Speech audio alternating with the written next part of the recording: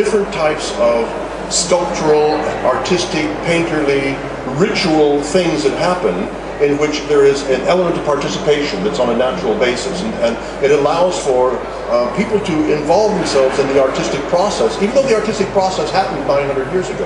All right? David and I made our way to Southeast Asia, where in the Philippines we made a film. David made one of his lovely bubble machines there. We made our way back through Nepal and into returned to Britain in 1970. And I have to say that, Mencius, the great Chinese philosopher, said that the best things in life come in threes, like friends, dreams, and memories. And as I look back in my memories of that time, the three for me were David Madala, Lydia Clark, and Guy Brett. And we had a four-square relationship between us. We knew each other, we admired each other. I was certainly the youngest of the group. David was certainly the one that brought us all together. Lydia was the grand woman that we all looked to for inspiration and for feedback in our work. And Guy was there because he had written the wonderful book on kinetic art that talked about Lydia's work and Elio de Sica's work and David's work and Takius and Salto and all the great Latin American artists and such as that. I must say that Guy's book, Kinetic Art, was a bit of a Bible to me as a young artist. And it set the pole rather high for me as an artist to come up to those kind of works, and to know Guy as an author, to know David as an artist, and Lydia personally was a great challenge to me as a young artist. David and I, sorry, you want to? I just wanted to ask how you first met her, or when you first met her. I first met Lydia with David in Paris. Now, that wasn't my first contact with her, because when David and I had done the Buddha Ballet, everyone was involved in making costumes on a weekly basis. Well, one of the costumes I had made was a kind of inflatable hat made from a transparent bag with some netting around it to hold it in place. The kind of netting you see over in Lydia's works, right? Some netting in place. And I had put some little seeds on the inside of this inflated plastic bag hat, right? And these seeds were such that when they moved inside the hat, they created a static charge that lifted them up on the side of the plastic, so it was like you're walking through a moving landscape, right? And as you walk, you saw these seeds bouncing up and down from the minute electric charge from their moving on the plastic surface, all right? Well, someone had made a film of this, a Super 8 film, and had shown it in Paris to Lydia, and Lydia had sent word back, to me, saying, I saw your hat, it's so amazing, it's what I'm working on right now, all right? So the first communication I had with Lydia was Lydia contacting me, all right? And once David and I had moved to Paris, and through a great piece of fortune, David had been reading the International Herald Tribune and found this boat that was being left by an American writer that we were able to get and to secure as a working studio for ourselves. So when we actually went to meet Lydia, who was then living at the Cité des Arts, she knew who I was. All right. This is a houseboat that you lived in? We lived on the houseboat, and Lydia was living in the Cité des Arts. This is in the summer of 1970. I must say, one doesn't befriend great artists. They befriend you. I couldn't possibly turn up at Lydia's place and say, oh, I want to be your friend.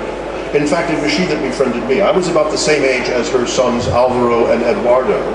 I played the guitar, I played bossa nova, I played jazz guitar, so Eduardo and I would play guitar together and all that, right? Lydia had seen my work, she saw what we were doing together, so she opened up and rather brought me into her family, eventually saying that Guy Brett and I were her adopted sons. Right? And we talked the other evening about sewing, because she sews, and yes, absolutely. And you found that really interesting, and Lydia's influence on me is very dramatic. It was a watershed for me because it, like I said, it set certain standards that I wanted to work from, and she also was very generous in allowing me to bring to her ideas in progress and to explore them. And she would say, well, this doesn't work, or yes, I like that. And what is interesting is that David and Lydia and myself would make these weekly trips to La Samaritaine, which was one of the great department stores in Paris at that time. I don't know if it's still, I think it's been taken down. I'm not sure if it still exists. But it was in the basement of La Samaritaine. where they had the kitchen goods and the gardening goods and such as that Lydia, David, and I found the basic raw materials that got made into things. You know, I found, Lydia found fabric there and household items that made their way into her sculptures. This was our raw material, you know. David found, I remember David finding a multicolored bottle washer and making a mask out of it right there, you know, to my great embarrassment, right there in the Samadhi Tan itself and all that. So we had these explorations and these expeditions into the kind of the Sargasso Sea of commodities, right there. And this is all outside of her classes at the Sorbonne. This is our artist-to-artist relationship. There was no teaching; it was just friendship. But in seeing Lydia's work, I'll say first of all in the perennial, I realized that one of the things that Lydia was working towards was the responsive object. It was a bit of a holy grail because participation was very much. The early participation, I call it kinetic modern. Kinetic art is modernism in motion. But as you'll see from many pieces there, it's very often just a rearrangement of elements. So the participation, and even if you see in Lydia's beach shows, you move them this way, you move them that way. In other words, there's an aesthetic of just repositioning. All right, and that aesthetic seemed to me to be a limited aesthetic. What really was the target for my interest was a truly responsive object, where you make an intervention and the object then comes alive and has its own secondary response to it, right? Well, I found this in the making of the perennial that was based first upon a small sculpture that I made in the Divisorial Market when David and I were there once. It was on the 20th of July, 1969, on the day the Americans went to the moon. And I had found a piece of glass in the street that was blue on one side. A little piece of broken glass had been rubbed smooth in the street, and it was blue on one side. And in my poetic vision, I said, oh, this is a piece of the sky that has been broken as the American astronauts have gone through the sky. A piece of the sky is broken down. And I took this and I wedged it into a big piece of plastic, a tubing, vinyl tubing, and I put a smaller tube around it and wrapped it around like it was a kind of the umbilical cord from an astronaut. And when you wound it around and let it go, it sort of did this anti-gravity dance. And so I call it the spacewalk.